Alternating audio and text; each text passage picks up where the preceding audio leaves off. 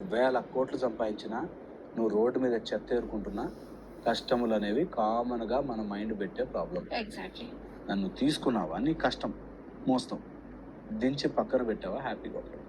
ఏ కష్టం ఉన్నా సరే ఏమి అంత సీన్ లేదు, బాధపడాల్సిన టైం. మంచిగా టైంకి తిను, హ్యాపీగా ఎక్సర్సైజ్ చేసుకో, కష్టానికి ఆన్సర్గా ప్రయత్నం చెయ్యి. అంతే. కుదిరింది లేకపోతే సర్చ్ ఫర్ ద సొల్యూషన్. అంతే. సొల్యూషన్ వైపుగా ఆలోచించిన వాడు బాగుపడతాడు. సొల్యూషన్ వైపు ఆలోచించలేని వాడు నా వల్ల కాదేమో, నేనేం చేసుకోలేనేమో, చేత కాదేమో అని బాధపడతాడు. చేత కాదు అని ఎందుకు అనుకుంటారు తెలుసా? వాళ్ళు గెలవడానికి మాత్రమే చూస్తారు. ఓడిపోయినా దచ్చోకేనో ట్రై చేస్తారు. ఏం కాదు భయ్, ఏమీ కాదు.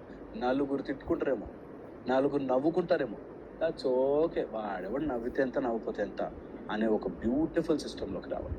ఇది చెడ్డవాళ్ళు ఎక్కువ తీసుకుంటారు, మంచి వాళ్ళకి ఇది అర్థం కాదు. చెడ్డవాళ్ళు నా ఇష్టం వచ్చినట్టు ఉంటా, నేను చేయాల్సి చేస్తా అని చెడ్డవాళ్ళు ఎక్కువ తీసుకుంటారు. యాక్చువల్గా ఇది మంచి వాళ్ళు తీసుకోవాలి. ఏం కాదు, ఎవడేమనుకున్నా సరే, ఇంట్లో వాళ్ళతో సహా, నీతో నువ్వు సహా ఏదనుకున్నా సరే ఫరక్ పడదు. అంతే. హ్యాపీ పని చేసుకో. అది పర్పస్ ఆఫ్ లైఫ్ అని అడుగుతాను నన్ను. నేను అందుకని ఆ మాట మళ్ళీ మళ్ళీ చెప్తుంటాను. Your purpose in your life. నా లైఫ్ పర్పస్ ఏంటి సార్? ఇప్పుడు నీ కళ్ళ ముందున్న సమస్యకి నీ తెలివి వాడి సాల్వ్ చేసుకోవాలి, అంతే పర్పస్. అదొక్కటే పర్పస్.